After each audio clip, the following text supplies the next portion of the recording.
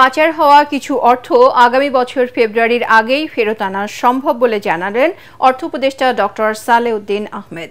পরবর্তী সরকারও যেন এই ধারাবাহিকতা বজায় রাখতে পারে সেজন্য ব্যবস্থা করা হচ্ছে বলেও জানান তিনি। সচিবালয়ে ক্রয় সংক্রান্ত উপদেষ্টা কমিটির বৈঠক শেষে উপদেষ্টা আরও বলেন, সরকার বাজার স্থিতিশীল রাখার চেষ্টা করলেও কিছু ব্যবসায়ী তা হতে দিচ্ছে না। রিপোর্ট মাহবুব কবির চপলের। ওয়ালটন এখন দেশের সীমানা পেরিয়ে পৌঁছে গিয়েছে 50টিরও বেশি দেশে। ওয়ালটন, ঘরে ঘরে বিশ্বজুড়ে।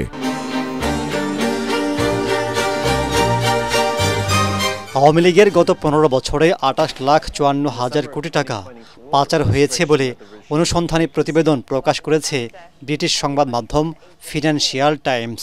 এসব অর্থের বড় অংশ গেছে যুক্তরাজ্যে, যার মালিক শেখ হাসিনার পরিবারের সদস্যরা।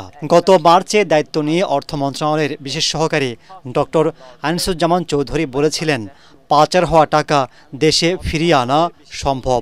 যেহেতু ওরা বেনিফিশিয়ারি, ওরা সহজে ছাড়বে না, কিন্তু প্রফেসর ইউনূস সাহেব আমাদের শ্রদ্ধেয় প্রধান উপদেষ্টা, ওনার সামনে ওনারা নিজেরাই অফার করছেন। কিন্তু অন্তর্বর্তী সরকারের 1 বছর পার হলেও 1 টাকাও আনা সম্ভব হয়নি।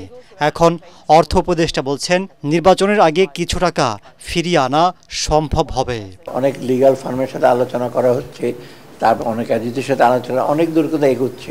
হয়তো ফেব্রুয়ারির মধ্যে কিছু হয়তো আসতে পারে, কিন্তু বাকিটুকু আমরা কিন্তু ওই ক্ষেত্রটা প্রস্তুত করি। কারণ এই ফর্মালিটিস কিন্তু কোনো সরকারই কিন্তু অ্যাভয়েড করতে পারবে।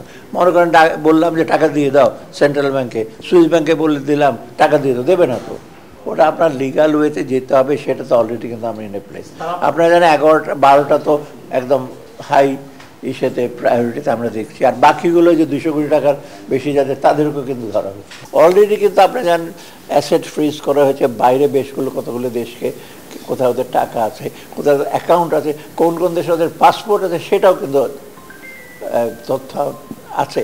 এখন বাকিটুকু কাজ করতে যত সময় লাগে। অর্থ উপদেষ্টা কথা বলেন জিনিসপত্রের দাম নিয়েও। বাজারে এখন সবজির দাম লাগামহীন, 80 টাকার নিচে মিলছে না কোনো সবজি। এই কারসাজির জন্য অসাধু ব্যবসায়ীদের দুষছেন অর্থ উপদেষ্টা।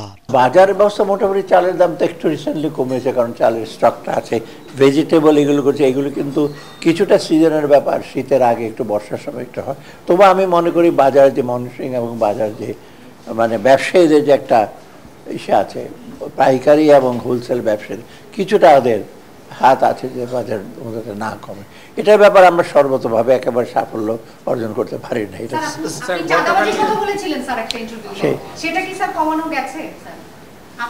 এটা আমি মন্তব্য করবো না। এটা সরকারি গুদামে মজুতের জন্য বিদেশ থেকে কিছু আতপ চাল আমদানি করা হবে বলে জানান অর্থ উপদেষ্টা। আমরা চাল আমদানির জন্য মাহবুব কবির চপল, ATN বাংলা, ঢাকা। এফেক্ট করবে না।